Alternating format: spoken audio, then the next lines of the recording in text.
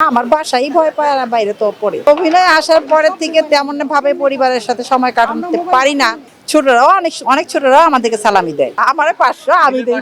হ্যাঁ, 100। মার্কেটে গেলে মার্কেটে ভিড় হয়ে যায়, জনগণ তখন মার্কেট থেকে আমার দিকে ঝুঁকে বেশি। আমি তো চাই যতদিন আমি সুস্থ থাকবো, আমি বেঁচে থাকবো, আমি অভিনয় করব।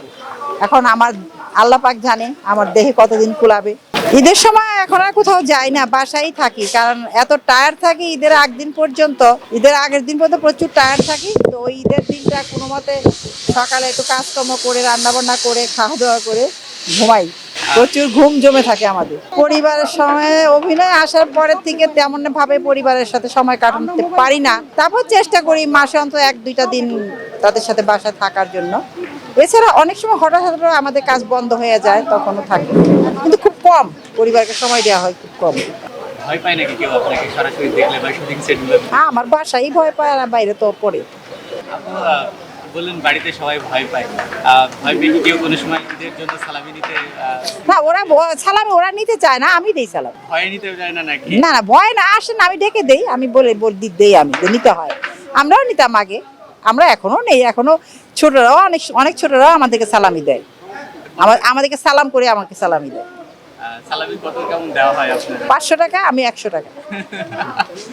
আমার ব্যাপারে 500 টাকা, আমার 500 আমি দিই। 500 দিলে 100। হ্যাঁ, 100। ঈদের দিন তাড়াতাড়ি করে রান্না করে কিছু খাইয়ে নিজে খাইয়ে ঘুম। কেনাকাটার ক্ষেত্রে আমি কেনাকাটা করি না, কারণ আমি মার্কেটে খুব একটা যাই না। মার্কেটে গেলে মার্কেটে ভিড় হয়ে যায়, জনগণ তখন মার্কেট থেকে আমার দিকে ঝুঁকে বেশি। যে কারণে আমার মার্কেট সবসময় আমার বোন আছে, ভাইয়ের বোটরা আছে, ওরাই করে দেয়, আমি করি। আমার বোন করে, বেসিক্যালি আমার বোনই আমার মার্কেটিং করে বেশিরভাগ। সর্বশেষ জানতে হবে এমন কোনো মধুর স্মৃতি আছে কিনা, শুটিং সেট হোক বা কোথাও গিয়েছেন বেড়াতে, যে দেখে ভয় কেউ আপনার কাছে আসছে না, পরে আপনাকে ডেকে নিয়েছেন ছবি টবি তোলা হোক বা কথা বলার জন্য, এরকম? এটা মধুর স্মৃতি বলতে না, এটা একটা স্মৃতি আমার বাসাতে হয়েছে। আমার বোনের দুই মেয়ে, ছোট বোন, তার 2 মেয়ে। তো আমরা তখন 2 বোনে একই বাড়িতে থাকি, একই ফ্ল্যাটে থাকি, ডুপ্লেক্স বাসা। আমি শুটিং থেকে, তো এটা অনেক আগের কথা বলি, আজ থেকে 25-26 বছর আগে আমার ডুপ্লেক্স বাড়ি। তো আমি শুক্রবার দিন ছিল, শুটিং করে বাসায় যাচ্ছি, মানে সিঁড়ি দিয়ে উপরে উঠতেছি, তখন আমার দেখলাম যে একটা স্টিলের পানি ভরা একটা স্টিলের গ্লাস আমাকে ফেকে মারছি। তো আমি বললাম যে তুমি এটা মারলে কেন আমাকে? বলে ওই যে তুই আমার মৌসুমীকে মারলি কেন? তোমার মৌসুমীকে আমি কোথা থেকে মারলাম? ওই যে তুই মারতেছিস, ওই তুই গলাটা চিপা ধরছিস, ওই যে রিনা আন্টি পা ধরছে, ওই লোকটা আহমেদ শরীফ, ওই লোকটা ওকে বিড়ি ঠেলা দিল, তুই আমার রিনাকে মারলি কেন?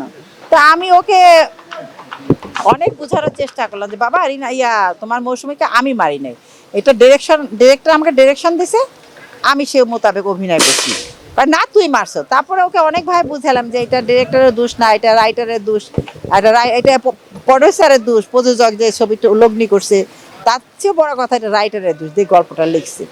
তো অনেক বুঝায় শোনায়া তারপরে তাকে কিট ক্যারাইনা দিয়া শান্ত করা হয়েছে। পরে সে আমাকে আবার হাইটিয়া দেখছে যে আমাকে ওরা বড় মা বলে, আমি কি ঠিকই ওর বড় মা নাকি ওই ক্যারেক্টারটাই। আমি তো চাই যতদিন আমি সুস্থ থাকবো, আমি বেঁচে থাকবো, আমি অভিনয় করব। এখন আমার আল্লাহ পাক জানে আমার দেহে কতদিন কুলাবে, এতটুকু আমার চাওয়া।